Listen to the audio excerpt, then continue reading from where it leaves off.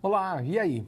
Então, retornando aí com a nossa resposta, a resposta da nossa interatividade, um processo de imunização, como pela utilização da vacina do sarampo, pode ser entendido, então, como alternativa A, um mecanismo de proteção específica de prevenção primária.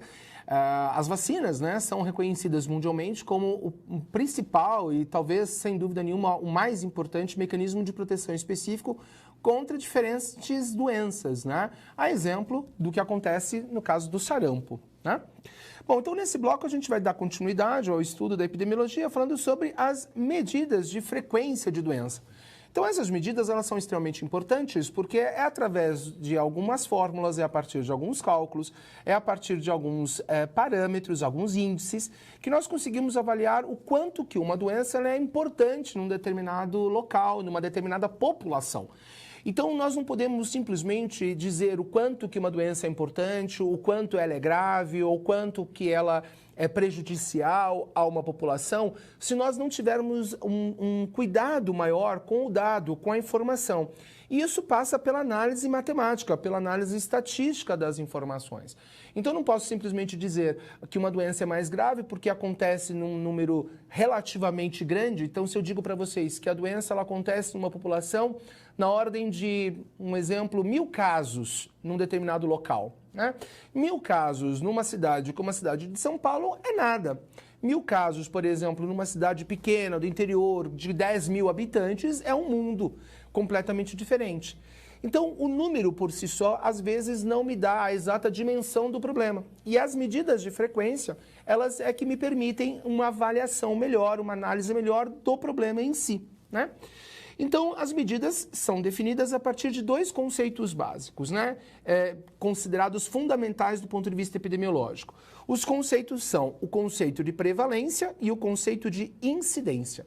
Então, se nós falarmos de uma maneira geral o que significam esses dois conceitos, a gente tem que a prevalência é o número total de casos de uma determinada doença na população como um todo, sempre contextualizando o local onde a doença esteja acontecendo e sempre também estabelecendo o tempo em que essa doença está ocorrendo.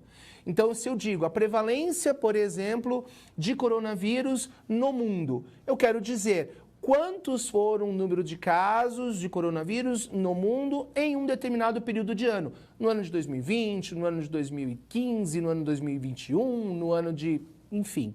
Então, eu posso, a partir deste dado, na verdade, entender qual é que foi o número total de casos da infecção pelo coronavírus no mundo num determinado período de tempo. A incidência é o número de casos novos de uma determinada doença. Então, digamos que eu estivesse vivendo, neste momento, um problema com o coronavírus, ou com o vírus do sarampo, ou com o vírus da rubéola. E eu dissesse o número de casos de rubéola no ano de 2020, no mês de janeiro ou no mês de fevereiro, foi de tantos casos. Então, eu estou falando, neste caso, da incidência da doença, que era o número de casos novos para uma determinada doença num espaço de tempo delimitado, num local específico, né? Então, esses dois conceitos, os de prevalência e incidência, são muito importantes. Casos totais de uma doença, prevalência; casos novos de uma doença, a incidência, né? Então, a prevalência define um número de casos existentes de uma doença em um dado momento. Quando a gente fala em prevalência, então falando um pouco mais sobre prevalência, nós temos dois, na verdade, tipos de prevalência. A prevalência ponto, que é medida em cada pessoa no momento do estudo, e a prevalência período, que refere-se aos casos presentes em qualquer momento durante todo um período de tempo, né? Incidência, como eu já falei, mostra a frequência com que surgem novos casos de uma doença em um dado intervalo de tempo. Então, casos novos, incidência; casos totais, prevalência, né? Então, mantendo esta simples definição em mente, a gente consegue entender muita coisa. Então, nesta figura, por exemplo, o que a gente consegue entender analisando e observando esta figura, né? Então, essa figura nos traz algumas informações importantes. Primeiro, ela me fala que a incidência de AIDS, então a gente entende como indivíduos que apresentam sintomas da infecção pelo vírus HIV, em razão do sexo, né? E em razão do ano em que foi feito o diagnóstico, num determinado local, que no caso é o estado de São Paulo, num determinado período de tempo, que no caso são os anos entre 1980 e 1999. Então, o que a gente percebe pela análise desta figura é que nós percebemos uma maior frequência, né, da população do sexo masculino, que é esta representada, né, pelos triângulozinhos amarelos, né, em relação aos do sexo feminino, que são aquelas representadas pelos quadradinhos, né, de coloração rosa, em todo o período em que o estudo aconteceu. E aí a gente vê o número de casos novos para HIV, AIDS, ano a ano. Né? Se eu somasse o número total de indivíduos neste período inteiro, eu teria prevalência de AIDS no período de 1980 a 1999. Considerando o número de casos ano a ano, aí eu posso falar em termos de incidência. Ok? Bom, quando nós fazemos estudos epidemiológicos, uma parte muito importante é sabermos, na verdade, lidar com a amostra. Se eu quero saber, na verdade, qual é, na verdade, o número de indivíduos que estão suscetíveis para uma determinada doença, se eu quero saber, por exemplo, quanto que daquela doença existe numa determinada população, se eu quero saber, por exemplo, o quanto que o tabagismo, um exemplo, influencia o aparecimento de uma doença como câncer de pulmão, eu vou ter que tomar uma amostragem para que, a partir desta amostra, eu possa fazer N estudos, N análises e, quem sabe, a partir dos resultados nesta amostra, poder extrapolar para o restante da população. Então, eu não posso imaginar que eu vou fazer um estudo sobre a relação tabagismo e câncer analisando todos os indivíduos tabagistas. Não dá, é impossível. Então, eu tenho que tomar uma amostra da população de indivíduos tabagistas e aí, a partir dos resultados nesta população, inferir o resultado para todos os demais. É claro que eu preciso ter uma noção, por exemplo, do quanto que de pessoas fumam. Né? Qual é a frequência do hábito do tabagismo numa determinada população? Para, a partir daí, eu tomar uma amostra e, a partir desta amostra, fazer os estudos que eu pretendo realizar. Então, a amostra ela é extremamente importante para qualquer delineamento epidemiológico. E a amostragem ela pode ser uma amostragem aleatória simples, né? Onde cada indivíduo da população tem igual probabilidade de ser selecionado, ou uma amostragem probabilística, onde cada pessoa tem uma probabilidade conhecida, não necessariamente igual, de ser selecionada. Então, aqui é uma ideia do que a gente está falando em termos de amostragem. Eu tenho a população como um todo, né? Este seria o nosso grupo que representa a população como um todo, e desta população se busca retirar uma parte que vai ser chamada de amostra. O mais interessante é que esta amostra, ela tem que ser uma amostra que, de fato, represente o grupo. Eu não poderia, por exemplo, tomar uma amostra, de certa forma, como nós chamaríamos, entre aspas, de uma amostragem viciada, colhendo, por exemplo, só mulheres. A menos que a doença seja exclusivamente do sexo feminino, vamos imaginar, eu quero saber a relação entre tabagismo e câncer de útero e ovário. Aí é óbvio que a minha população é só população feminina, a minha amostragem é de 100% de mulheres. Mas se eu estiver falando, por exemplo, de tabagismo e câncer de pulmão, eu tenho que levar em consideração que homens e mulheres tabagistas podem ter fatores que colaboram ou protegem, eventualmente favorecem ou não ao aparecimento de uma doença como câncer. Então, neste caso, a minha amostragem, ela não poderia ser feita só por homens ou só de mulheres, a menos que eu estivesse levando em consideração algum fator de risco específico de uma população que não esteja presente na outra. Neste caso, eu poderia selecionar uma amostragem só de homens ou só de mulheres. Do contrário, eu tenho que ter uma amostragem que represente o grupo como um todo. Como eu também não posso ter uma amostragem só de indivíduos caucasianos ou só de indivíduos negros, a menos que a gente falasse de uma doença que seja exclusivamente presente num desse grupo. Ao contrário, a gente teria que ter uma amostragem que seja realmente uma amostragem que leve em consideração as diversidades da população. Então, quando a gente fala, né, de prevalência, incidência, a gente começa a definir alguns cálculos. Então, como eu já disse anteriormente, prevalência é o número total de casos de uma doença num determinado espaço e período de tempo específico. E a gente pode definir, a gente pode calcular a prevalência a partir de uma forma muito simples, que é exatamente essa daqui. O número de indivíduos afetados em um determinado momento, local, pelo total de indivíduos estudados. Então, essa seria a nossa forma simples de calcular a prevalência. Existe uma relação muito interessante entre prevalência e incidência de doença. Quando a gente fala de prevalência, lembra, a gente está falando de número de casos totais de uma doença numa população. E incidência de casos novos. Na verdade, tentando traduzir um pouco esta figura, né, com algumas informações que estão aqui, que dizem que o que aumenta, o que diminui a incidência e a prevalência, eu queria tentar explicar isso de uma forma um pouco mais simples para vocês. Então, vamos imaginar uma situação como a infecção pelo vírus HIV.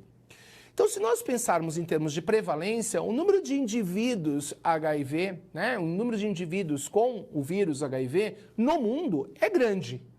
E isso em razão do quê? Em função, por exemplo, de nós ainda termos casos novos aparecendo, ou seja, nós ainda termos pessoas se infectando a cada ano, a cada dia, a cada momento.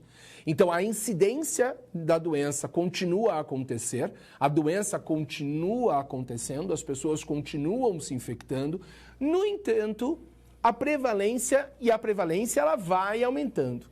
Por mais que a gente tenha no futuro uma incidência baixa, digamos que num futuro nós não tenhamos mais pessoas se infectando pelo vírus HIV, nós ainda assim poderemos ter uma prevalência alta. Por quê? Porque as pessoas estão, ou aquelas que já foram infectadas, com o tratamento adequado, se mantêm vivas. Então elas continuam doentes e elas continuam nos dados de prevalência. Mas a incidência pode não acontecer mais. Então, enquanto houver casos, a prevalência tende a aumentar se for uma doença que pode ser tratada e que evita a morte. Do contrário, se é uma doença com alta incidência e baixa prevalência, o que a gente pode imaginar? Muitos casos acontecem e muitas pessoas morrem, e o que não permite que eu mantenha um número de indivíduos vivos, apesar de infectados. Então, essa relação entre incidência e prevalência é extremamente importante de nós entendermos no estudo, por exemplo, de uma epidemia. Bom, as informações epidemiológicas, elas têm que ser difundidas, elas têm que ser passadas para que a gente possa organizar, então, os nossos processos de prevenção, né? As nossas formas mais interessantes de tratamento, de fazer chegar o tratamento e a prevenção às diferentes populações. Então, é importante que se faça a difusão das informações. Então, para isso, nós temos vários sistemas de informação, como é o caso dos sistemas de mortalidade, o sistema de nascimento, que nos dá dados importantes sobre o número de pessoas que morrem, o número de pessoas que nascem, e com base nesses dados, a gente pode começar a entender melhor como é que acontece a distribuição também das doenças num determinado espaço e local. Ok? Os indicadores de saúde, de uma maneira geral, medem a saúde da população, apresentam o risco de uma população adoecer, da mesma maneira de morrer, revelam a gravidade ou a fatalidade de uma determinada doença e mostram de maneira clara quem são os grupos mais atingidos. Ok? E a partir daí, então, os resultados são sempre expressos, geralmente em frequência absoluta, normalmente em porcentagem. Né? Coeficientes de taxas, né, como o que a gente vai apresentar agora aqui a seguir, né, sempre levam em consideração, por exemplo, né, no numerador o número de casos e no denominador a população em risco. Né? Então, quando a gente falou lá da prevalência, o número de pessoas doentes pela população estudada, exatamente isso, é um coeficiente de prevalência. A mortalidade é um indicador importante porque nos mostra exatamente o número de indivíduos que morrem a cada período de tempo em função de uma determinada doença e nos permite estimar o quanto que aquela doença ela é realmente de importância para a saúde pública. Nem sempre a doença que mais mata é a mais importante. Por vezes, a doença não mata, mas deixa sequelas que precisam ser tratadas e isso demanda tempo, demanda dinheiro, demanda recursos. Isso também faz com que a doença se torne uma doença de importância para a saúde pública, né? Bom, morbidade é a chance de o indivíduo vir a adoecer, enquanto mortalidade é a taxa de óbito real. Então, para que a gente calcule, por exemplo, a taxa de ataque de uma doença, a gente pode usar esta fórmula, como a gente está apresentando. Bom, os indicadores demográficos são extremamente importantes, porque eles dão um pouco mais de conhecimento a respeito da população como um todo. Fala um pouquinho sobre a renda, a qualidade de vida da população. Em relação, por exemplo, à qualidade dela, deve-se levar em consideração dados como aspectos físicos, espirituais, sociais e mentais. Então vamos para a nossa interatividade. O Núcleo de Estudos em Saúde Coletiva da UFRJ desenvolveu um projeto de pesquisa cujo objetivo era avaliar os impactos do Programa de Despoluição da Baía de Guanabara sobre as condições de saúde e a qualidade de vida das populações envolvidas. Como parte deste projeto, foi realizado em 1996 um estudo piloto no qual buscou-se identificar ao longo de 3 meses as proporções de indivíduos entre 1 e 59 anos infectados pelo vírus da hepatite A, em 3 populações distintas, segundo as condições de saneamento, né? Residentes no distrito de Campos Elíseos, município de Duque de Caxias e na Ilha do Governador. Então, nessa tabela, exatamente isso que nós temos. Nós temos o número de indivíduos infectados. Então, com base nessa tabela, o valor de prevalência para a infecção pelo vírus da hepatite A nas regiões DC e RJ são, respectivamente, A, 2,52% e 4,88%, B, 32,34% e 20,47%, C, 28,01% e 51,35%, D, 39,54% e 51,35%, ou E, 20,47% e 4,88%. Então, daqui a pouco a gente volta com a nossa resposta.